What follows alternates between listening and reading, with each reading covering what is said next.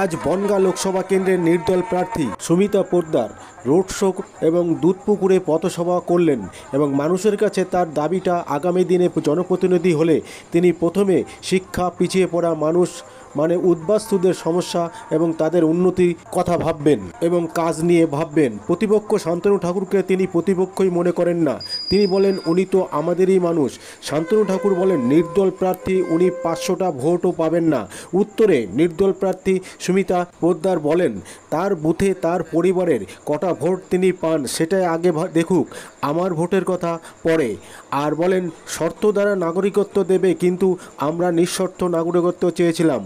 আমরা জেলে যেতেও রাজি নিঃশর্ত নাগরিকত্বের জন্য, কিন্তু ডিটেনশন ক্যাম্পে যাব না। বলেন নিঃশর্ত নাগরিকত্ব আমরা চাই, এর জন্য আন্দোলন চলবে।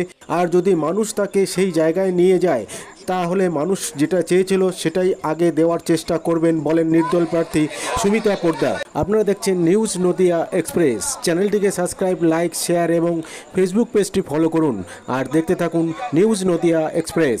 আসুন শুনে নেব নির্দল প্রার্থী সুমিতা পোদ্দার কি বলেন তার কাছ থেকে। বানপুর থেকে দুধপুকুর অবধি পথসভা হবে, তারপরে র্যালি করব, রোড শো। মানুষের কাছে তো পৌঁছচ্ছেন। মূলত যদি আপনি আগামী দিনে যদি জনপ্রতিনিধি হন তাহলে কোন কাজটা সবার আগে করবেন বলে ঠিক করেছেন? আমার যেটা মাথায় আছে শিক্ষাটা যেটা মানে আমাদের এই পশ্চিমবাংলা থেকে বা ভারতবর্ষ থেকে পুরো উধাও হয়ে যাচ্ছে ওই শিক্ষাটা। হ্যাঁ, তারপরে উদ্বাস্তুদের সমস্যা, যে আমাদের পিছিয়ে পড়া মানুষদের যে ডেভেলপমেন্ট সেগুলো, তারপরে রাস্তা, তারপরে কর্ম। শুধু মতুয়া না, দেখুন অনেক জাতির মানুষরা আছে, কুর্মী আছে, তারপরে আদিবাসী আছে, রাজবংশী আছে, আরও অনেক রকম, সব নাম এখন আমি বলতে পারছি না। বাট 36টা জাতি, আমার গুরুচাঁদ ঠাকুরের যে কথা, যে 36টা জাতি যারা আমরা পিছিয়ে পড়া না, পিছিয়ে রাখা, তাদের ডেভেলপমেন্টের জন্য আমি ভাবছি তো প্রতিপক্ষভাবে দেখছিই না। তারা তো আমাদেরই মানুষ, তাই না? তারা আমাদেরকে কৃতদাসের মতন ভাবছে, কিন্তু আমরা কিন্তু তাদেরকে সেই জায়গাটাতেই রেখেছি, কিন্তু তিনি সেটা বুঝলেন না। আর প্রথম কথা হচ্ছে তার বুথে সে জিতে দেখাক, আর তার পরিবার থেকে তাকে কটা ভোট দেয় সেটা আগে সে দেখুক, আমার ভোটের কথা পরে।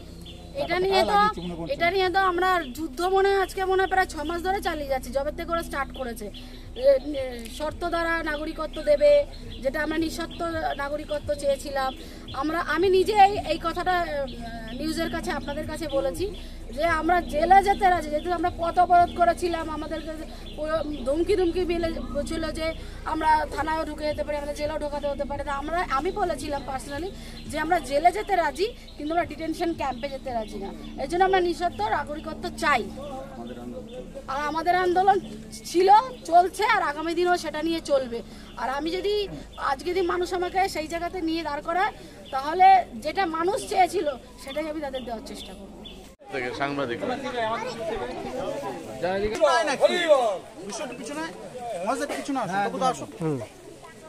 চলো এবার আসুন আস্তে আস্তে।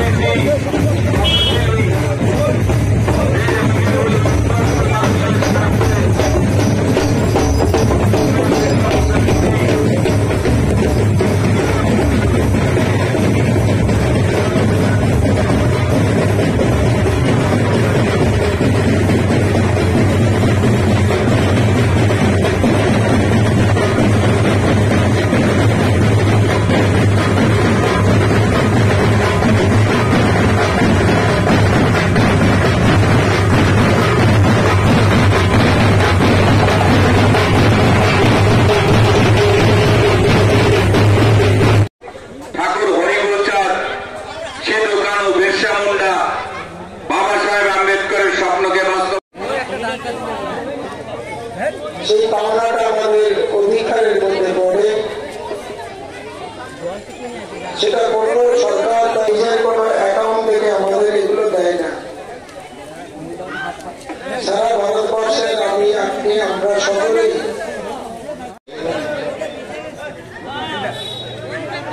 এলাকার যারা মানুষ রয়েছে, যারা আমার কথা শুনছেন, প্রত্যেকেই কোনো না কোনো রাজনৈতিক দলের সঙ্গে যুক্ত আছেন। কয়েকটি কথা আপনাদের নির্দেশে এবং কিছু প্রশ্ন রেখে যাব। আমাদের কথা শোনার পরে যদি মনে হয়